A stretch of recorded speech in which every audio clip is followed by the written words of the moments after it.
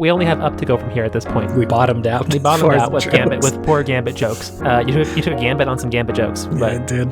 You're up a little bit with that joke you just made, but it's not that much farther.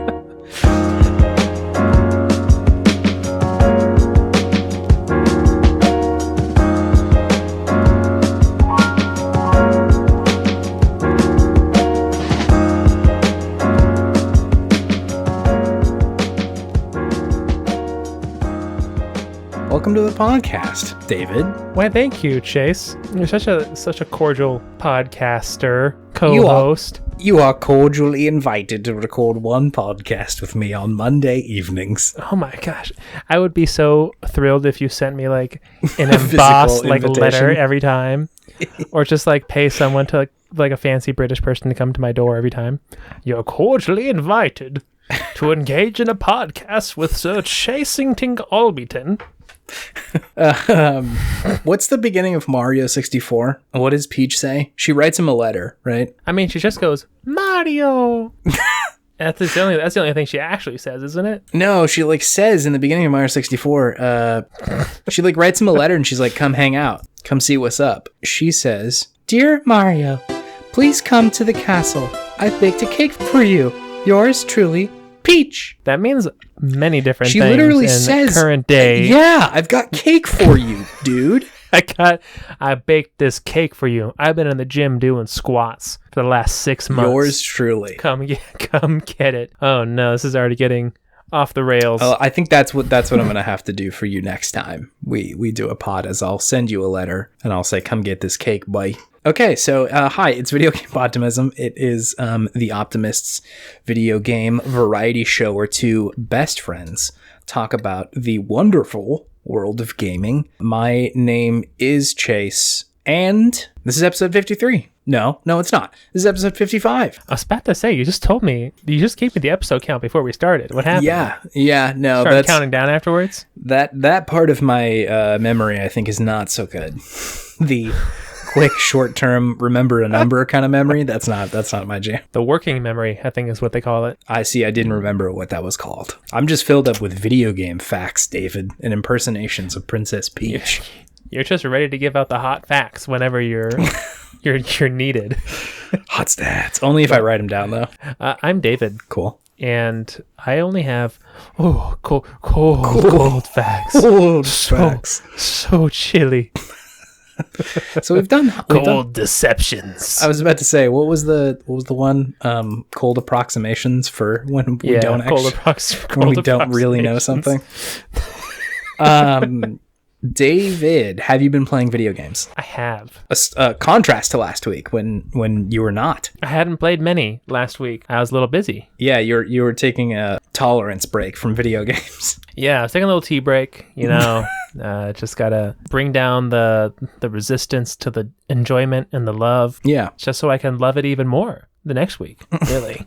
So yeah, I got back on the wagon. Yeah. Of course, played a little Overwatch, a little Rocket League, which are just my go-to pop in, pop outs. Yeah. But the big one I played this last week was Abzû. Abzû. You said you had downloaded this from like the State of Play. What do they call it? Play at home. Play at home. Yeah. The Sony Play at Home initiative. Yep. I loved it. You loved it. Okay, wow. I loved it. It was so good. It was, meaning you beat this game? Yeah, I beat it. It's not long. Okay. Yeah, just a feast for the senses, truly. Okay, damn. Can you give me just a quick run through of what this game is? I know nearly nothing about it. Yeah, the premise of the game is that you are some sort of swimmer, and you are in an ocean somewhere. Whether or not this planet is totally ocean or not, you're swimming around underwater, really fluid controls. You can like boost and like do all sorts of like spin moves in the water, which is cool. Feels very fluid and just like nice to move around. Yeah.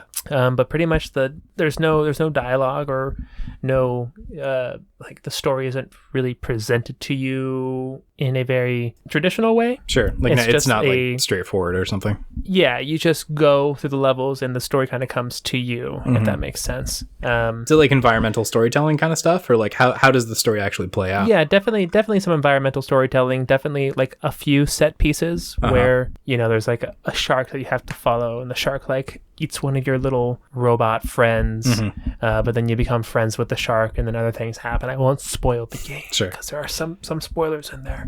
Yeah. But yeah, a lot of environmental storytelling, and it's much more of like a feel and a vibe and like an analogy kind of game. Yeah. Right. Definitely talking about.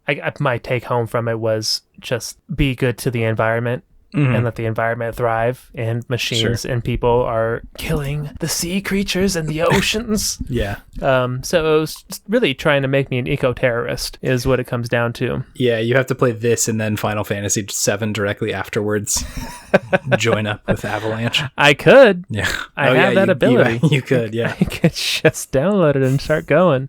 But man, it is just the visuals are so good. Yeah, it looks and gorgeous. The music is so good. It really is. I recommend playing it at night with the lights off and maybe a little bit of something in your drink or maybe a little bit of something in your adult cigarette. In your legal bong. In your adult bong. In your water pipe. Yeah. Yeah. But no, it's really just a relaxing but still very engaging experience. And I loved it. It was great. Wow, nice. How long would you say this game was? 6 hours, okay, give or take an hour. Not long. Yeah, pretty short. But definitely you could go back and replay it because there are some things that you can like collect or find. There's like different things if you can find like different, almost like nest type things at the bottom of the ocean, which when you go and interact with them, release a new creature into the space you're in. Because really the big gameplay aspect of the game is swimming around and interacting with and looking at all the fish. Yeah. All the sea creatures. And you can kind of like ride on some of them and like hitch a ride and do like little spins with them and jump out of the water, do just fish person stuff. Yeah, I think I just loved it because when I was younger, I wanted to be a marine biologist. Yeah. And this is definitely like, if you ever wanted to be a marine biologist as a child, this is the game. This is it's delivering on the promise. It looks really great. I know that there's a lot of people who came from that game company to work at, I think it's Giant Squid did this one. Yeah, it's Giant Squid. There was like, I think it was the art director for like Flower and Journey, and then I think it was founded by Matt Nava, whatever that is, who was also an ex that game company person. I'm pretty sure somebody who did the music, just as the Austin Wintory, who had worked on Flower and Journey as well. And the music in Journey was incredible. It honestly sounds a lot like Journey in the way that it's like the art style, at least, just in the sort of ethereal. Yeah, ethereal. You're just kind of wandering around a space. Either it's clear what the next thing to do is, but the fun of it is kind of exploring this area and these creatures and just the environment really is what kept me going. It's just cool. And there's like different areas of animals. There's like a reef section of animals, and there's like the deep sea animals, and there's like the ancient animals. So it was just very engaging, relaxing experience. It was a feast for the senses. It wasn't a game that demands a lot of you. It's just a game that lets you enjoy an aspect of the world that is beautiful. In game school, when I was there, like Journey had come out like probably a couple years prior. Journey was 2012, I think. And I was at Santa Cruz in 2014. So not long after. Journey was like the hot newness at the time. Like people were really talking about it. Crazy over Journey. Yeah. And like, I think a lot of the stuff that they were doing in that game was really interesting. Like having you essentially pair up with someone on the internet, without allowing you to communicate all that much, or without really telling you that it's going to be pairing you up with an actual other person. Like you're able to like wander through the desert and shit like that, and like people will just sort of pop in and pop out and like help you with specific little challenges or like show you where to go. And like it doesn't show you what it's doing in the background, and because of that you're able to just like kind of interact with these people as you go, and then sort of the reveal later of like, oh, these have all been like actual real people was really interesting. And like your connection to them is pretty wild. Like the game tells you a similar sort of thing of just like very little is going on with like any sort of narration or like plot points, but you get a lot out of it. And it sounds like Abzu is kind of trying to strike for that same goal of like communicating a lot without necessarily telling you, long ago there was an evil king named Ganon. Like none nothing like stuff. that. Yeah. It's a lot of environmental storytelling, a lot of fill in the blanks, read between the lines kind of stuff. Yeah. So it's nice that way. That's good. It's about the video game they don't make. Yeah. It's video game jazz. There you go. Video game jazz. Cool. Are you playing anything else? Yeah, and then after that I started Subnautica. Oh, yeah, got right into it. Very different type of game. I was just about to say there's Very different. like both underwater video games, but I suspect probably like almost Whiplash in the different kind of video game those are. Subnautica is stressful. Yeah, dude, it can be a little wild sometimes. Man, I run out of breath, and then I'm way away from my pod, Mm-hmm. and I tried to go back to the big ship that crashed, and I can't go there. It's radioactive, babe. You're gonna die. Also, you gotta get sorts away. of bad shit. Yep. Just hear all sorts of distant creatures No, yeah. just making noises in the background. Just like, I don't know about this, man. I don't know about this one, but we'll see how it goes. Yeah, I guess a quick primer for people who haven't played Subnautica, but it's like a like survival game that's mostly based underwater. Can do a lot of like base building and resource collection that'll give you cooler stuff and allow you to go to other places and survive deeper depths, and you get vehicles and all sorts of shit. It's very good. I like Subnautica a lot. I think I just like that kind of game. And I think, like I said before, because I am deeply frightened of deep water, there's a lot of me that's like, I can do this. I want to do this. Yeah, you're challenging yourself. A little. It's made, A little. borders on masochistic when the big creatures start showing up. I've seen a couple creatures, but I already got attacked by one of those little sucker jelly things. They got me. Yeah, real bastards. That's how it goes on an alien planet full of creatures. Hostile fish. Hostile fish. Metal Gear's weird cousin. Hostile fish. Hideo, that's the next game we need. The sequel to Metal Gear. Hostile Fish. Voiced by David Hayter. For now and forever. Cool. Are you playing anything else? No, that was it. What about you? What have you been playing? I have been. Okay, so just in my own personal life, I had Thursday and Friday off because I'm transitioning jobs right now. Nice. A nice 4-day weekend. Rare, but so nice. What a treat. Yeah. And I like had some like stuff that I had to take care of, like just like logistics that I've been putting off for a while. Like I need to get my car registered and stuff like that. So I did all that, and then just like video gamed a lot. Most of the time went to Persona. I was like, oh, I've totally got enough time to beat Persona. As it turns out, I did not have enough time to beat Persona, because Persona is a very long video game, and it keeps not ending where I think it's going to end, which is a good thing. Like every time I'm like, oh, please don't be the end of this video game, and then it's not, and I'm happy about that. Yeah, I've gotten through so in the beginning of the game, I think you'll remember this being that you played it kind of recently, but the beginning of the game, it like sets you up with, you're in the room with Sai Nijima, and she's interviewing you after you've been caught. Yeah. I've like gotten up to and past that point essentially. So like the plots in different places now. I'm in December of the video game. That's got to be near the end, right? I think it's getting really close to the end of Persona 5. But you have Royale to play as well. Yeah, I have Royal, and so I think that I think it takes you through like March, but I'm actually not sure. I'd be interested to see. But at this point, I've like gotten through, I think, what's like almost the main thrust of the plot. It's really good. Every time I talk about this game, it's just a very good video game. It just keeps on being good, huh? Yeah. It models like something that happens, I feel like, to me in sort of real life a little bit more often, where like I'll be friends with people for a while, and then just kind of out of nowhere, I'll like hang out with them one-on-one and like learn a bunch of cool new stuff about this person that I didn't really know. And like that makes me want to like hang out with them and get to know them better and stuff like that. And there was a couple of characters in this game that I was like, I don't know that I really want to like spend a bunch of time like getting to know who they are. Like I've got other stuff I can do. And then like just like one of the days was like, you know what, fuck it, I'll go hang out with Yusuke and see what's going on with this dude. Very fun, very good, interesting backstories for all your confidants. Yusuke, cool guy, huh? I thought he was just sort of like vacant or like aloof, but he's just really intense and focused on his art. So it's good. Whoa, he's an artist, huh? Yeah, absolutely. All right. You'll get there if you play any more Persona.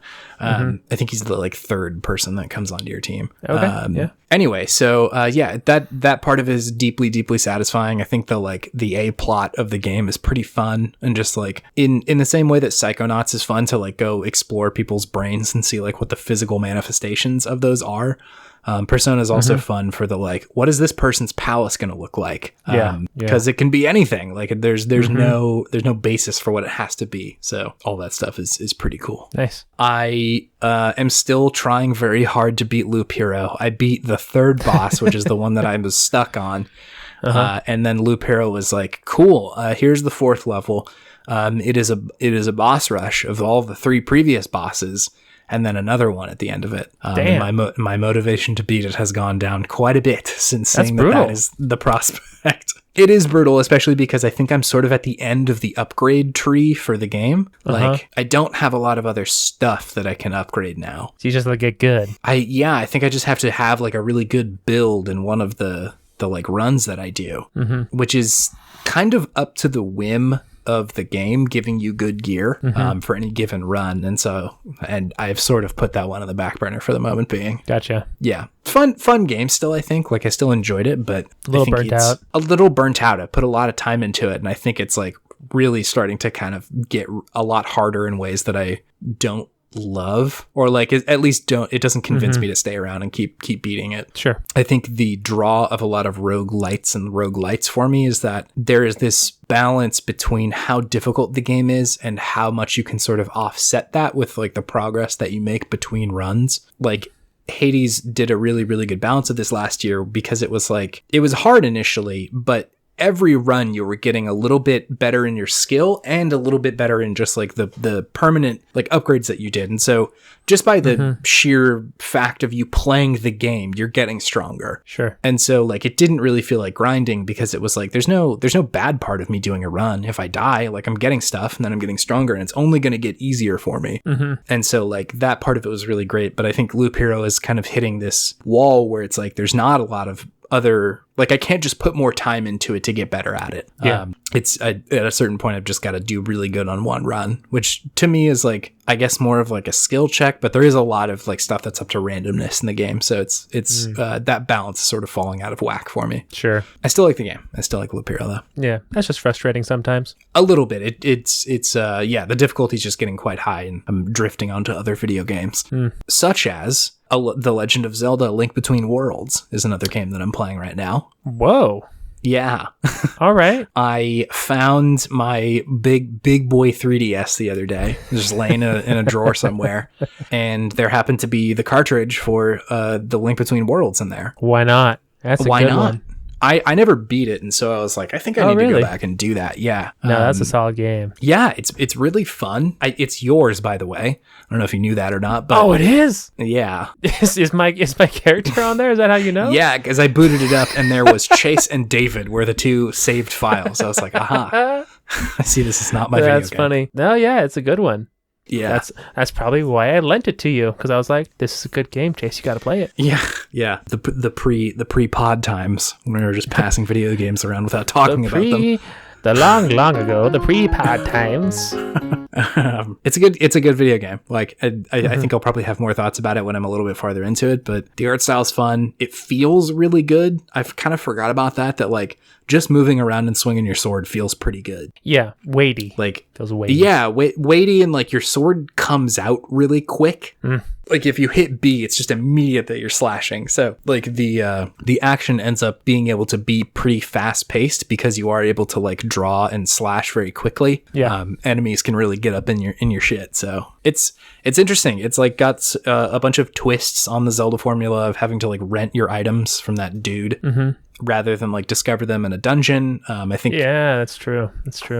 All of that stuff is really great. So it's good. Plus, obviously, dude, I love Link to the Past, so it being sort of a twist on that is good stuff. Yeah, I like in that one you could do the game in any order. You could do any dungeon whenever you really wanted. Such a good idea. I think the Zelda series kind of moved away from that for a little while when it was doing like, I guess starting with, was there an order in Link to the Past? I think there kind of was. Probably not as explicit as like something like Ocarina, where it's like there is absolutely an order that you need to do these dungeons in. Yeah. And I guess like, yeah, Majora's a little bit offset, but still, like, there was definitely order that you had to go through. Twilight Princess was like a very linear game, so was Skyward Sword. And then, yeah, I guess the next time it opened up was fucking Breath of the Wild.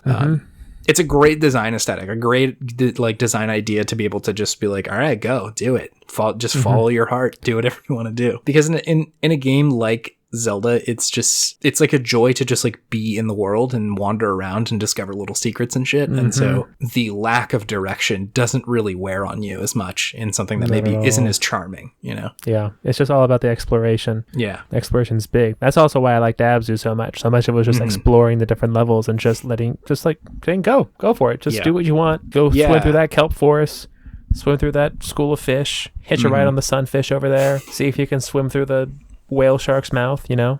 Good stuff like that. Yeah, I think discoverability and like curiosity being the core of what makes a game fun is never a bad thing. No. If it's hard to do for sure, but like it's never a bad thing to include in the game. It's just like pure gaming in my opinion, at least. Yeah. I'm also playing Advanced Wars 2 still going, huh? Yeah, really good. I think I'm enjoying this more this time than I was the first go around when I played it back when it like came out. Okay. I think just because like I don't know what my issue with the game was then. I think I wanted to be able to beat the game more efficiently than I can, or more than the game really even wants you to. Like I was playing this level last night where like you're in charge of 3 commanders, like three different like dudes. You have to kind of manage their armies, and you're fighting one like huge force. And I was like pushing up against them up to a point where I was like, oh, I need to hold this little area, and absolutely got my ass kicked in there, and essentially just like cut my losses, pulled back, and tried to like form another area to like defend. I did not want to do that as a kid. I did not want to cut my losses. I was like, God damn it, I'm gonna keep throwing. I will beat you. Yeah, I want to keep throwing tanks at this until the problem is done. You very much had a blitzkrieg approach to Advanced Wars as a child. I think I just got like frustrated that the game wasn't letting me do it the way I wanted to. Sure. I've been playing the same level for probably like an hour or two. Not like just one continuous run of like, okay, push them back a few tiles, push them back a little more. I gotta like manage the airplanes that they're sending down at me. Okay, that pushed me back a few tiles, like, and just that sort of give and take. It like requires a little bit more patience than I bet I had at the time. Sure. Just wanted to play Mega Man Battle Network, baby. Why isn't this more like Mega Man Battle Network? 0 out of 10. It's a 0 out of 5. That's good, Sessler. Thank you. That's good, Sessler. Thank you. It's the pause that really sells it. The dramatic pause. Like a second and a half. It's a long time. He really makes you wait for what it's out of, despite the fact that you know it's out of 5. Yeah, good game. I was talking to somebody in the Into the Aether Discord, and they were saying that there's a Advance Wars for the DS. I entirely missed this, and so I got that. I also missed that there was a WarioWare game that came out kind of recently for the 3DS.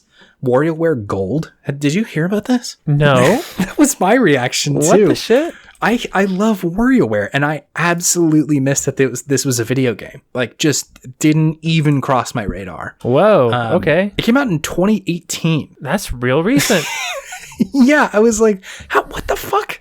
Like, I blame Donald Trump. Donald Trump was the reason I just kind of blacked out for a while there. Yeah, just sort of tried not to pay attention to anything outside of the 6 feet around me. Yeah, was it any good? I don't know. I ordered it to get physically delivered to me. Whoa. So I will tell you whether or not either of those new purchases are any good. Gonna have to fish out my old 3DS. Yeah. People said it was good. It looks like sort of just not run of the mill, but a straight down the middle WarioWare game, which is, to me, delicious. Incredible. To me? That's delicious, babe. And the final game that I've been playing is this game called Omori. Have you heard of this? Omori. Chase's Indie Pick of the Week. It is. This game called Omori. Let me look up the artist that this is made by. Yeah, Omacat is an artist who decided to make a video game. They made this game, and it's got a lot of like sort of Earthbound vibes to it, especially in the combat, and definitely a lot of Undertale in there, in sort of the tone and the vibe. Sure. It is this game. I don't want to say too much about it because it is kind of recent. This came out in December of last year. And I think talking too much about the plot would probably give it away a little bit. Sure. And I think a lot of the fun of the game is sort of the discovery of what's going on. It like very much speaks in like metaphor initially. And it's kind of up to you to sort of walk through it and play it and see like what they're trying to say. I haven't beaten it yet, and so I'm interested to see like kind of where this goes, because so far the main feeling that I'm getting is that it is sad. That is the main deal. And that's totally cool with me. I am also absolutely susceptible to being like sad. Like, and anything that's like, hey, we're a sad movie, I'm like, yeah, okay, I'm ready. Like, let's get to it. You are a sad movie. I'm ready to cry. All right, yeah, here we go. Like I'm all up in this. And so whenever a game tries to do that specifically, it doesn't take much for me to get on board with it. I do know that like, I think, you know, part of the reason that like Undertale was so good was because it was incredibly sad, but because that wasn't the only thing it was doing. It's also really funny. Yeah, that's the thing. Like Undertale did a lot. There was it was incredibly funny. There was a ton of humor. It like was sad when it needed to be, and so I think it like those moments were punctuated by a lot of other stuff. Yeah. That was really good. And I think Omori is like, there are funny parts, and I think there are like a lot of like there's a lot of good and wholesomeness to it, especially in the way that like the Omori's friends treat him in the game. Like it's just they're all very kind to one another, at least in the world that you show up in, and that part of it is good. But like, yeah, it's just it deals a lot with like pretty heavy stuff. And I will say that like if you are sensitive to like any sort of like self-harm, that like you may want to kind of take a beat on this one. There's a lot of that in here, and like in ways that don't really like shy away from the topic. So like, you know, that's it can be a little heavy if you're not looking for that. Trigger warning. Yeah. I think that's a fair thing to mention up front. But if you're okay with sort of being presented that stuff and sort of getting through it, I think so far it has been pretty moving, and it is like getting at topics that, you know, I think are hard to communicate in a video game. Sure. Just about like the experience of like depression and what that comes from, and like why that, or I guess like how that expresses itself in people. Yeah. But yeah. Okay.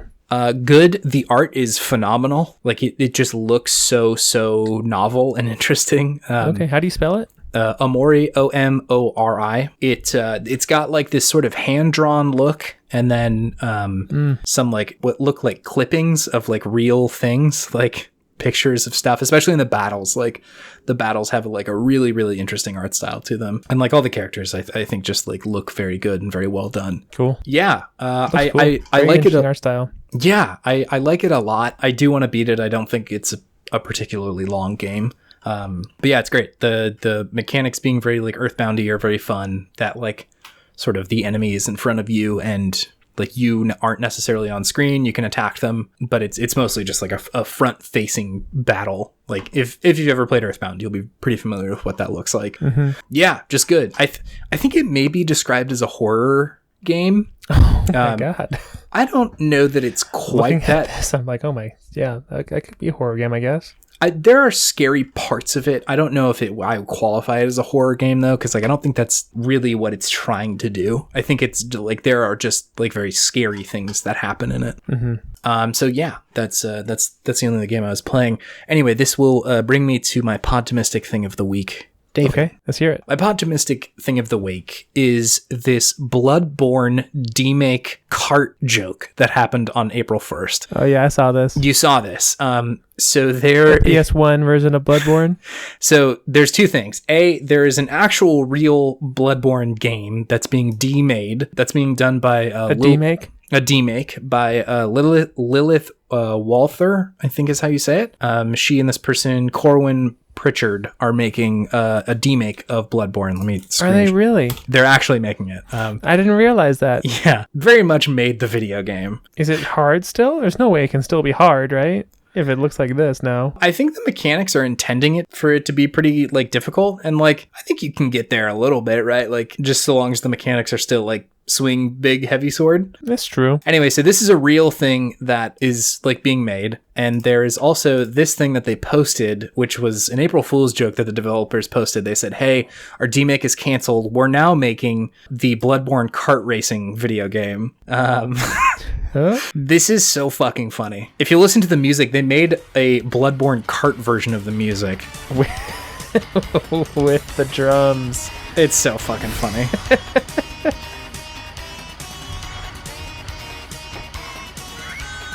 Cleric Beast was just over there. Just screaming. Screeching, yeah.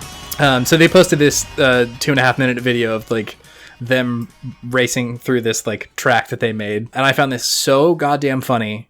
For like the reason that they're already making such a niche video game, and they decided to add like for a day turn it into an April Fool's joke of a kart racing video game. That's pretty good. And the blood vials are your boosts. yeah, it's so funny. I mean, now they gotta release this as a side project, don't they? I was surprised because I was like, this seems fairly well built out. Like this seems like a game that is kind of there. They put a lot of work into this for an April Fool's joke, it seems. The like slap bass, weird sort of like saxophone based music is so funny to me. What's so funny about the saxophone, huh, Chase? It's the texture of it. It sounds like it's coming out of a really bad synth. Yeah, that's true. That's very fair. So wait, what do you think? Are you gonna release that on like an emulator or something when it comes out? How are you gonna be able to play it? The demake, yeah. So I assume it'll just come out on PC somewhere. Okay. I don't know if this is like sanctioned by FromSoft or not. I would assume not. Probably not. I hope they at least let a day. Yeah, I hope that they let them release this. I feel like there's so much room for game companies to be cool about their IPs with stuff like this. Like these people are so devoted and like putting so much work into something that they clearly love that like what's the harm in it being out there? Gotta protect your IPs, Chase. Yeah. But do you? Every lawyer would say yes. Yes, you do. David, do you have anything fueling your sense of Podtimism this week? Animals. Like fish? Like fish. Like just animals and games. Animals and games, okay. I'm assuming you're talking about fish first and foremost, but that's really what drove the point home to me. Yeah. I just love interacting with animals in video games, whether it's as a friend or as a foe. Yeah, I'm trying to think of a game that does animals good. But the ones that came to mind, definitely as foes, are like Red Dead Redemption. Yeah, fair. The Far Cry series. Yeah. Especially what was it, number 3, where was it like the Komodo dragons would just like mess you up. I think 3 was the one where the Komodos would fuck with you, and I think I think it was 4, whichever one was in like Montana, they let you have like a bunch of different animal companions. There was like a bear and like a badger, obviously like a dog. Yeah, those ones are all very good. So yeah, and I was playing Assassin's Creed Odyssey when I was first playing it up. Yeah, and I went to the sea to go and look at their sweet wave physics again because I love it. And then I just turned around to look at the sea, and like 5 animals just like breached at the same time, like a whale, some dolphins, there was a shark out there. I was like, oh yes, this place is teeming with life. I want to get animals in it. Out there. I'm going to interact with those animals. They're going to probably eat me a little bit, and I'll be fine. I'll just come back. But it was just, I just love it. I just love when there is like life in a game besides people, and being able to interact with it just makes it feel so much more fun and real and just interesting. Yeah, I feel like games definitely have the like animal companion thing down because it like mechanically you can feel very good about like, yeah, me and my animal bro are doing good stuff. I love the animal companion, but I'm honestly more a fan of the random animal encounter in a video game. The enemy animal, yeah. So many of my like favorite gaming moments have just been not even an enemy animal, definitely enemy animals, but just all of a sudden there's a creature there. And we're just hanging out for a bit. Either we're fighting or we're just chilling hard. Yeah. And I'll just spend like a good 10 or 15 minutes hanging out with an animal if I think it's a cool one in a video game. There was what was in The Last of Us, the like giraffe scene or whatever, you roll up on the pack of giraffes. That was very cool. So good. Yeah. So good. Spent so much time with those giraffes. Yeah, that was good stuff. I think these aren't animals, but like in Horizon Zero Dawn, I felt like they did a lot of cool stuff with like the quote unquote wildlife, like those big like map way the big Yoshis, the things that were like just Brontosaurus. That you had to like climb to get the map unlocked. That was very cool. Just because like they're just like out there wandering. You can't kill them. They're just hanging out. No, yeah. Not even the point. You just gotta go see what's up. If you're counting potentially Daxter. I guess Daxter counts. I mean, Yoshi rips. He was like the first dog friend. Yoshi the dog. Roach is cool. Roach is a homie. Also, Witcher has some good animal encounters. Not just creatures, but animals as well. Yeah, it's true. The bears just rolling up on places. Bears and panthers and shit. Yeah. Skyrim had a lot of good animal encounters, like both friend and foe. Oh, yeah. Most definitely. All sorts of shit out there that's waiting to fuck you up. Red Dead and Mountain Lion would just kind of come out of nowhere, and you're just like in a fight for your life. Your horse has already been murdered by this fucking mountain lion, and you just gotta kill it. Shadow in the Dead to Rights series. Do you remember this dude? No. Did you play Dead to Rights? I don't think so. I mean, I remember Aggro from Shadow of the Colossus. Oh, yeah. A lot of good horses, now that we're talking about this. Games love horses. Games love horses. Epona, another good horse, yeah. I guess if you're counting Pikachu. Pokemon Yellow, for certain, dude. Yeah. Just Pikachu hanging out with you all the time outside. It's your good friend, yeah. Remember, my dad got my sister and I Pokemon Yellow because we got good report cards. Oh, hell yeah, Gus. All 4s, baby. Damn. Here's Pokemon Yellow. Yo, you and I went to the same elementary school. All 4s? That's big time, dude. That was top tier, baby. You were playing the elementary school metagame just so right. I knew that there was Pokemon Yellow on the line. My dad came out of the garage and he held it 2 of them for both of us. Oh, hell yeah, and dude. We just went wild in that minivan, baby. We were just caged animals. Let me out. I gotta play it, dude. I gotta catch them all. I'm not stuck in here with you. You're stuck in here with me. Oh, God. Cool. Do you want to move on to our main thing? Yeah, let's do it. Cool. After that Rorschach reference.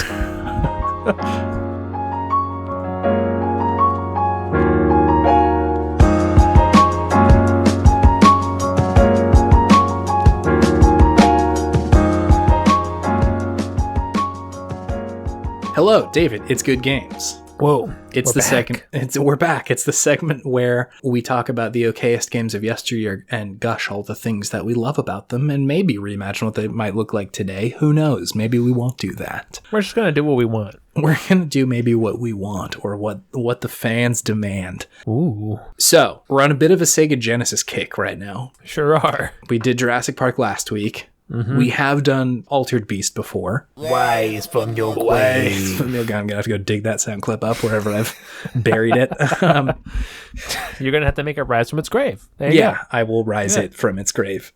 We are going to talk about another Genesis game. Mm-hmm. This one entitled X-Men. That's it. There's just X-Men. It's just X-Men. This is the X-Men video game. This is X-Men. It's very good. Let's see. Before we get like super deep into it, you have a history with like X-Men specifically, right? Like you read these comics? I did read these comics. My dad's a huge comic book reader. Right. Only instilled that into me as a young lad. Yeah. So I read a lot of these, and I read like the new version of X-Men that came out when I was an impressionable youth, the Ultimate X-Men and Ultimate Spider-Man. I read all that. Yeah. So yeah, I love the X-Men. X-Men are cool. Yeah, and I'm assuming you probably came to this game like, hell yeah, more X-Men. Yeah. No, I was all about it as a kid. Nice. I played this one quite a bit. I was not good at it because it was very hard and I was a young lad, but it was great. I loved it. Definitely going back and like hearing the sounds of this game transported me once again to a specific time and place of much more simple times. Sure. Mm-hmm. I didn't read X-Men comics, and so like the series as a whole was a little bit more like shaded from me. Sure. I absolutely watched the X-Men cartoon that was on in the night. Such a bomb, my goodness.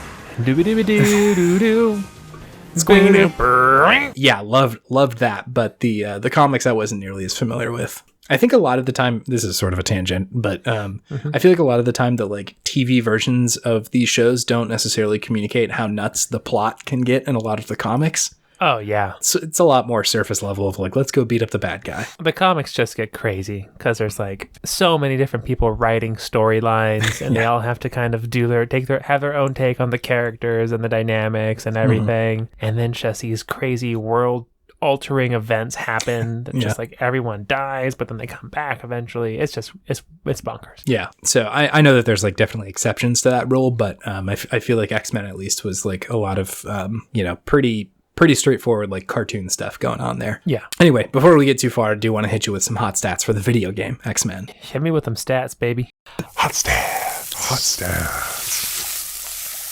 So, X-Men the video game for Sega Genesis came out March 8th of 1993. Same year that Jurassic Park came out. The video game. Vintage. Go back and listen to the last episode about Jurassic Park. It was just the last one, 54, I think. This game was made by a company called Western Technologies Incorporated, which was kind of a smaller development team. They seem to be a bit of an internet ghost. It's kind of hard to find information about this company.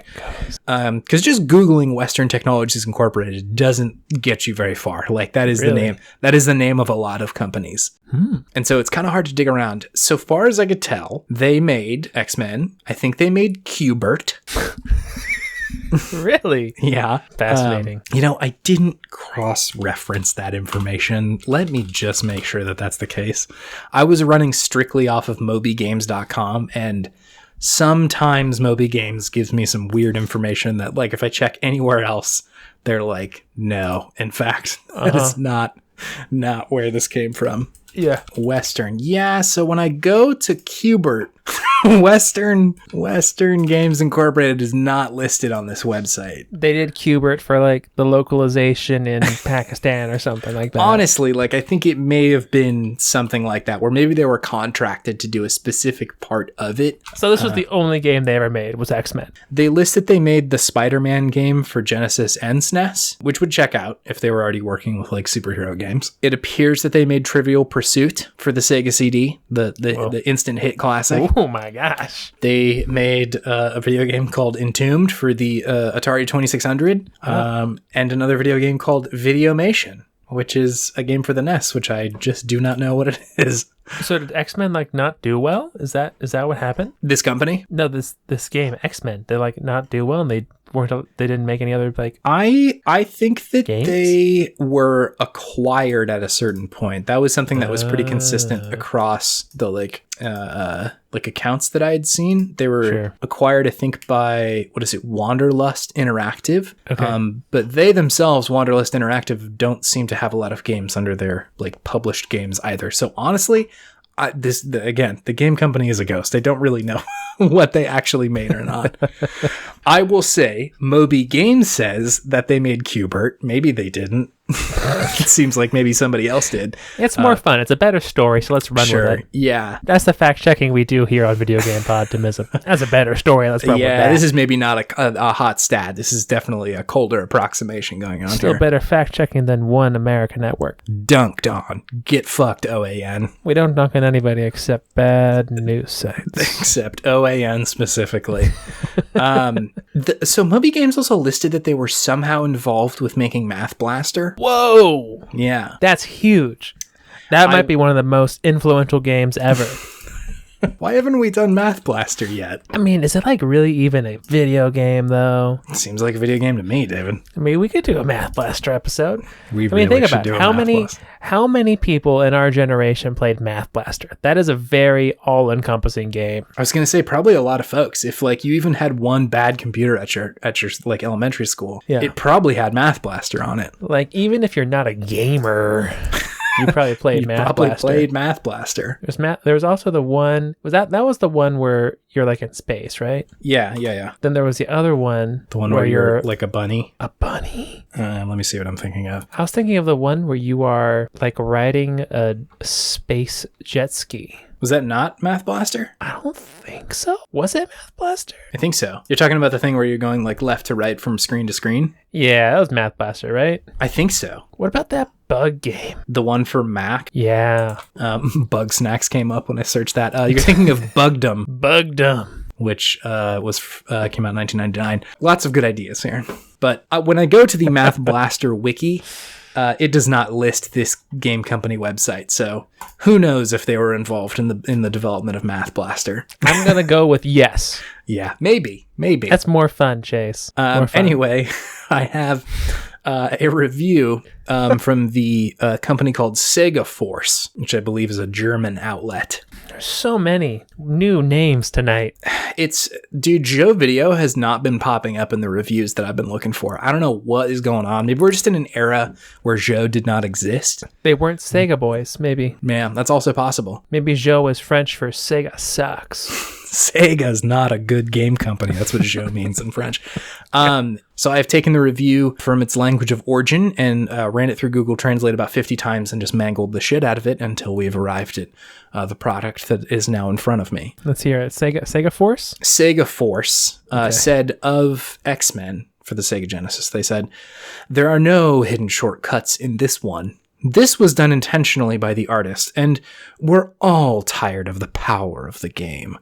The only way to win is to be brave and strong. Get ready to watch a long TV show." 78 out of 100 is what Sega Force gave this one. The only way to win is to be brave and strong. I know, and there's a little nugget in there. Get ready to watch a long TV show. This is going to be like a 40-minute TV show, guys. It's long. It's really lengthy. This is an HBO specific thing. It's like a full 60 minutes of content. Yeah, this is like a mini movie for each episode, actually. Made for TV movie. Okay, so I think the only other hot stat that I wanted to mention was that we're talking about the Genesis version of this game, but there was another version for the arcade that had like 6 possible playable spots. Ooh. Like there were like 6 joysticks that you could sort of jump around. I think there's a version of this at Coin-Op. Who else did they add besides the 4 that were in this game? Because in this one, it was Cyclops, Nightcrawler, Wolverine, and Gambit were the playable characters, right? Yeah, I think so. The arcade one, you could play as Cyclops, Colossus, Storm, Nightcrawler, Wolverine, and Dazzler. Dazzler. Yeah. Anyway, David, could you tell me what this video game is? Yeah, so it's honestly a very similar style of game to Jurassic Park from last week. Yeah. It is a side-scroller platformer with X-Men characters. Yeah. So you're going around and you're fighting bad guys enemies in different locations. Yeah, enemies in different locations, and you can choose between the different characters before the level starts. And each character has, their special skills. Like Wolverine has his claws, Cyclops has his beams he can shoot, Gambit has the cars he can shoot, he has a staff, and then Nightcrawler can teleport. Yeah. So that gives you a variety of ways to play the game, which is fun. And then there's also a summoning component to the game where you can kind of call on specific other X-Men to come and help you, and then do like specific things to get around the level. So like Iceman will come and make like a little bridge for you to cross, and Storm will come and just like mess people up. Same with Rogue and Archangel. So really Iceman's really the only one that's kind of like a traversal mechanic. The others are just damage in certain aspects. But no, it's good. There's multiple different levels. There's like you got your jungle level, you got your factory level, you got your Magneto level, you got your other like inside kind of messed up factory level. Yep. So you got a lot of variety. Your standard video game levels, there. So yeah, it's very similar to Jurassic Park. It's just a platforming action side scroller is the best way to describe it, I think, with specific powers. Yeah, I mean, I think that's pretty much it. I think there's some sort of story about you being stuck in like the X-Men's version of the holodeck. I don't quite. Again, the game is very difficult, so I never got to the part. It's the danger room. I think that may be it. I think danger. Pretty sure it's the danger room. Yeah. So yeah, I think you're pretty much spot on there. Let's see. So let's gush about this game. All right. Let's talk about what it did really cool and what was great about it. I will say at the offset, this is a challenging one for me. Having to call on my Podtimistic Elders to commune with the spirits. Yeah, I had to go to the Oracle of Delphi to give me how to get through this one. No, not that bad, but wait, hold on. Yeah. Quick sidebar. Absolutely. Who are your Podtimistic Elders that you call upon? Adam Sessler on a good day. Okay. Not always, because he was absolutely a grumpy boy for a lot of X-Play. He was. Maybe Morgan Webb. I think she typically was a little bit more podtimistic than a lot of other game hosts. I feel like Pereira was the most. Ooh, yeah. Kevin Pereira from Attack of the Show was probably the most optimistic. But he wasn't like a video game show host. He was on a video game network. Tough. He still I'm sure he gamed. What was Tommy Tallarico's co-host? I was about to say, not Tommy Tallarico, but his buddy. I forget his name. Victor? It was definitely Victor, but I forget his last name. Victor Lucas. That's it. Yeah, maybe Victor Lucas. Tommy Tallarico was a very grumpy boy, but Victor tended, I feel like, to come down a little bit easier on these video games. Yeah. What was the dude's name that worked on Hearthstone that was like a bundle of joy? Ben Brode. Ben Brode, I think, may be collected in this group of folks. I'd be okay with that. Ben Brode. Yeah. So it's Ben Brode, Victor Lucas. Do we need a third for our Hideo? So I'm in there. I'm gonna throw Morgan Webb in there. I think she's got it. Yeah. I could see it. Yeah. I can see that. All right, we have our elders. I've called upon the elders. Anyways, back to the actual the topic at hand. topic. I would not go as far as to say I don't like this game, because this is video game podtimism. I'm absolutely trying to find the best part of it, but it is harder in this instance for me. So let me lean on you, David. Okay. Yeah. Tell me what you love about X-Men on Genesis. Not as a way to prove me wrong, but I want to hear in your heart of heart what you like about it. I'm not going to be combative with you. Cool, great. Chase, Thank you. You are my friend, no matter your opinions on this game. Anyways, Great. What I really loved was, this is a common theme for me, the music. Music was good, yeah. Music was good. That bass in the beginning with Magneto. I'll play some of it here. God. Yeah, it's real deep. You feel it. You feel scared. You feel like the master of magnetism, Magneto, is manipulating you in some way. It feels very ethereal, ominous, and dangerous, and ominous. Very threatening aura coming from your Sega Genesis. Exactly. I loved the little bios that each character had in the beginning. I'm a sucker for stats like that. Yeah. I'm a weirdo like that. No, I agree with you. Like, whenever I got character profiles in games that were like about other series, I don't know why I liked that so much, but I totally agree. It's the same like dopamine fix from scrolling through like a video game manual, and they're like explaining the characters to you. Yeah. Loved that section.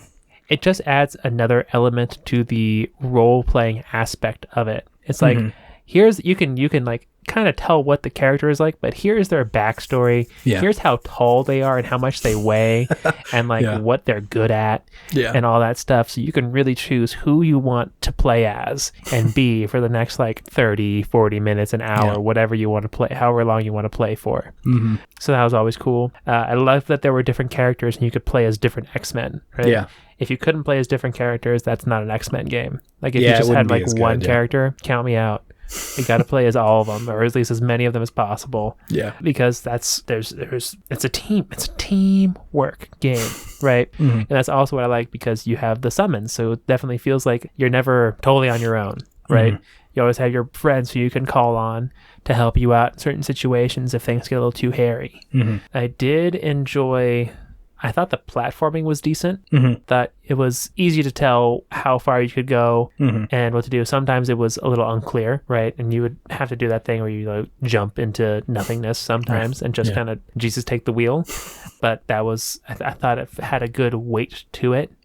Yeah. And of course, I liked all the powers. Powers are great. So you could just play as different characters and have a different experience each time. I think that part of it is definitely cool. And like, I think we've probably talked about this before, and I don't remember what the episode was, but like being able to mechanically engage with a character from a show or something or a comic was always so cool. It must have been when we were talking about Spider-Man. I think when games were not that complicated or not that like advanced, being able to model just like even a special attack that a character has that is specific to them was so cool at the time. Like, like Cyclops' fucking like blast and like Gambit throwing a card and shit like that. Like all that sort of stuff just felt really cool and made each character feel incredibly unique. And like really makes you feel like Gambit. I felt like Gambit, the X-Men character. In that instance, I was Gambit. I wish I knew more about X-Men to make a Gambit joke here, but I've just got nothing. He's Creole. Yeah. He's kind of a ladies' man. Made me feel like I was born on the bayou.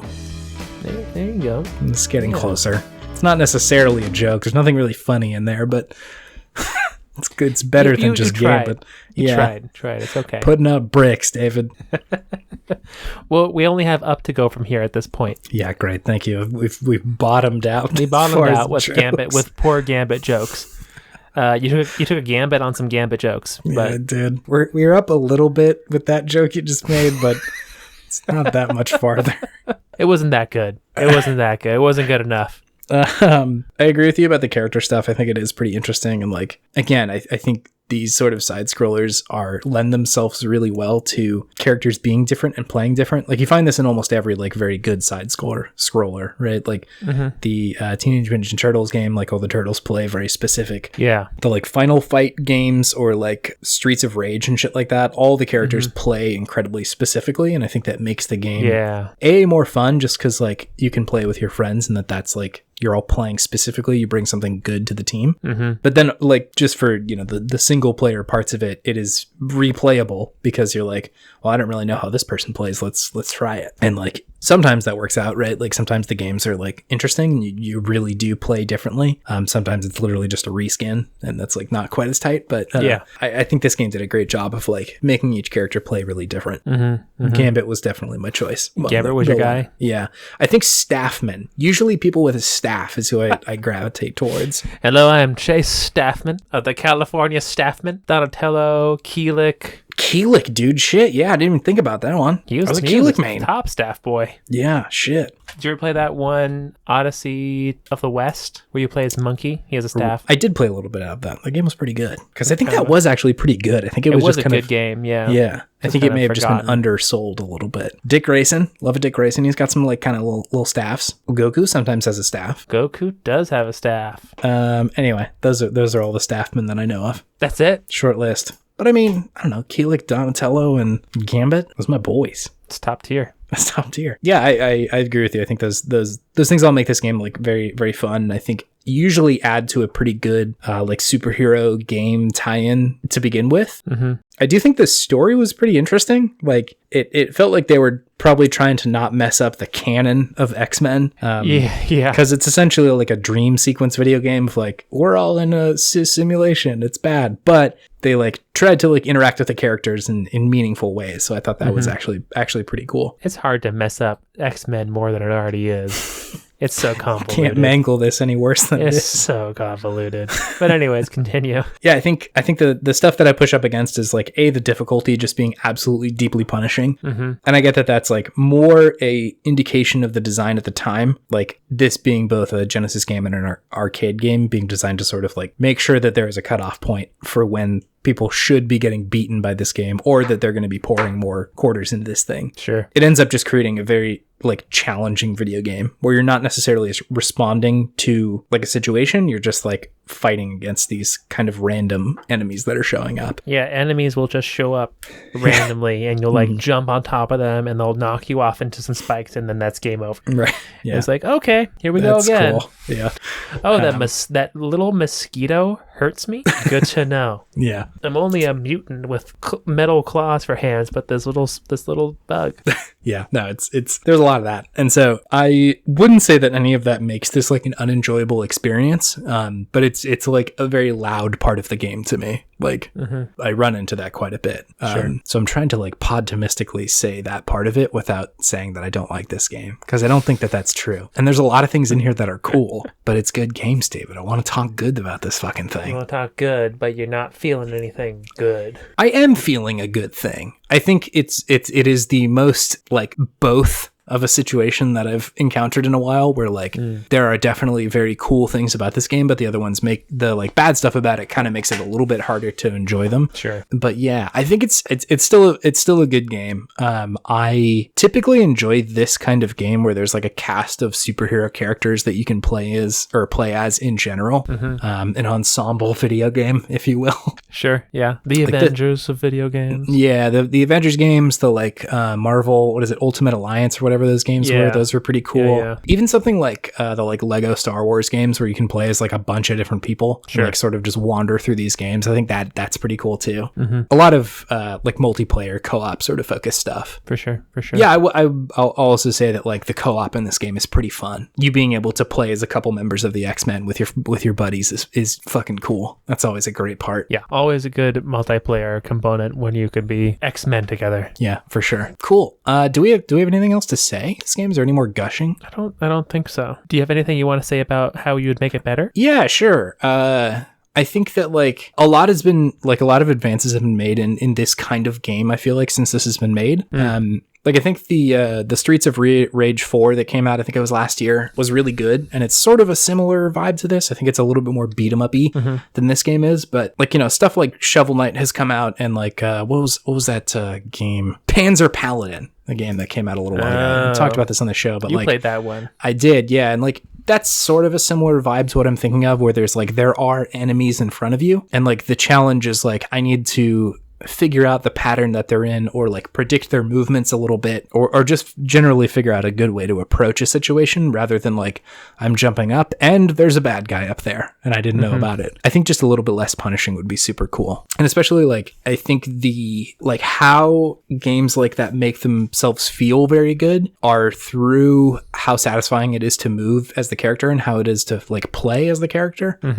You saw this a little bit with like the Messenger, that like Ninja Gaiden style game, where it like just it felt great to play it. And like, you know, it's a little bit different than that, just because I think, you know, that one's definitely going after the like Ninja Gaiden vibe, but I think in the same way that like the enemies in X-Men weren't particularly tough other than the bosses, like usually they would go down pretty quick in a similar way. One hit, two hits, yeah, in a similar way that I think in like the Messenger, that was a similar vibe to the enemies. And so I think you could do a lot of stuff with that, where you vary the enemy types to the point where they're more challenging to approach and get past rather than predict where they're going to be. And then also like the level design needs to support that more than like, you know, here's kind of a maze that you should walk through. Okay, sure. So yeah, but I mean, the levels were pretty sprawling and somewhat confusing. Yeah, there's a little bit of like, okay, now I got to push this button and go back over here because that unlocked this thing or whatever. And you can do that. I think you just need to like telegraph that you're changing another part of the level, like, hey, this happened over here, you need to go over there now. So stuff that I think is probably just like, you know, user experience changes to make it a little bit easier. Sure. Again, I want to reiterate that I'm not like blaming the designers or the developers of this. Like, I'm sure that they were designing it the way that they wanted to and probably best suited them, but I think you could make a very cool game, because I think the X-Men stuff is really fun and really cool to be able to play with folks. We should make a new X-Men game. Yeah, probably. We said this about Ninja Turtles, and then the next day a Ninja Turtles game got announced, so I'm trying to put this energy back into the world. Let's do it, guys. Come on. Please make a side-scrolling X-Men video game, please. I really want to not come down on this game very harshly. I feel like that's maybe what this communicated, and that's really not my intent at all. I mean, I don't think you came down harshly. You just had some criticisms of it, and that's fine. It's good to have criticisms. Yeah, I think the point of the show is just, it's to be optimistic, baby, and I want to be optimistic about this game. I mean, you're not dunking on them. You're not being like, what were the developers thinking about this? You're just like, I didn't care for this part. They could have done this better. And that's fine. It's good to give constructive feedback. Sure. And I'm also just some bozo on the internet. I don't make games for a living. I studied them, but I do not make them regularly. And I gushed about all the good stuff that I'm pretty sure you were feeling as well, sir. Yeah, we're held on the backs of giants, aka David. Just me, baby. I'm this whole podcast. Tall Podtimistic David.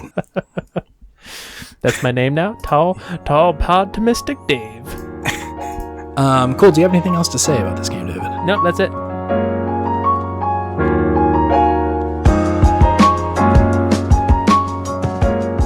So we are on Twitter. We are. So if you want to tweet at us, please do. We're out there in floating around on the internet. We enjoy engagement of pretty much any kind beyond just straight out vitriol. Yeah, that part of it is a little less, although not pretty rarely encountered. I'm not sure if that's just our audience or not, but yeah, nothing terrible. No one said anything bad? I don't think so. I don't think anybody's been shitty yet. That's good. It may just be because we're hiding in a nice corner of the internet, but we'll see.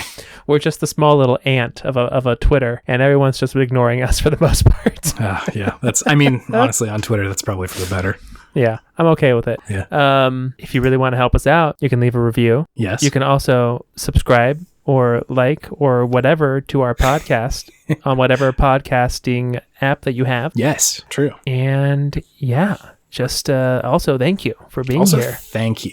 Hell yeah. We appreciate you. We love you. We love you. We support you in your endeavors. We like you. We like you. And you can do with that what you will. Yeah. Take that, put it in your back pocket, take it out on a rainy day. Throw it in the garbage. Whatever you want to do. Garbage. Whatever. It's all fair game. That's what's we gave it willingly. You are now able to do with it what you will. If you love a podcast listener, let them go. Mm-hmm. Please don't unsubscribe. Please do not do that. Please don't throw us in the trash. No, please. Yeah, thank you. We love making the show, or at least I do. Mm-hmm. I don't know if David's ever expressed. I'm like a 3 out of 5. 5 out of 10. Yeah, 3 out of 5. It's just part of my week. Hey, it's just another thing to do. Well, I like making the podcast. I enjoy it very much. There you go. Chase Holby. I'm at least a 4 out of 5. Oh, great. Nice. A 4 out of 5. So I'm always very flattered. We're always very flattered whenever somebody says that they like it. So thanks for spending your ear minutes with us this week. Yeah. Also, keep the texts coming. Oh, yeah, if true. you know us personally, engage with us. I love it. Yeah, we've got a couple of good game suggestions in the hopper now that we'll have to dig through and get to. Yeah, it's gonna be good. It's gonna be good games. Anything else? I don't have anything else. Do you have any video game wisdom for the week? Yeah, let me get at you real quick. Commune with the elders. Sometimes life is gonna hit you with a video game, and that video game is going to be X-Men for the Sega Genesis. And you're going to host a podcast where you're supposed to be optimistic and just love video games. And you do love that video game. And you're going to say some good stuff about that video game. And you're going to mean it, damn it. And then sometimes life is going to record that podcast and put it on the internet for everybody to hear. That's the end of the gaming advice. That's the end of the gaming wisdom. I feel like I'm talking to Dr. Jekyll, who is just really trying to subdue Mr. Hyde with this one. I do not want to come off like the real side of me is the angry video game nerd. That is not what's going on. You know how to control it. You know how to quell the beast within. Yeah. End of gaming wisdom is, and then you're going to put it on the internet and people are going to say, dang, those are some cool thoughts about a video game that 2 of these people appeared to enjoy. And in your heart of hearts, you're going to say, yeah, I did like that X-Men video game for Sega Genesis. Nice. The end. Good story, bro. Anyway, so next week we'll be covering Big Buck Hunter. And its sequel, Big Buck Hunter. Big Buck Hunter. With 3 eyes. Why didn't they make Big Buck Hunter or Biggest Buck Hunter? Big Buck Hunter, Bigger Buck Hunter, Biggest Buck Hunter, Grande Buck Hunter, Buck Hunter versus Godzilla. Buck Hunter versus Godzilla versus Kong versus Alien versus Predator, and then just back to Buck Hunter reboot. Yeah, just the gritty reboot that they put out in 2008. Not even Big Buck Hunter this time. It's just Buck Hunter. Buck Hunter, yeah. We're a grounded buck hunting video game. We went back to basics. Yeah, you're actually just hunting a man named Buck. He's not even big. It's just Buck. Buck Hunter. The most dangerous game. I'm just going to fade the podcast out on that note. Okay, bye. Bye.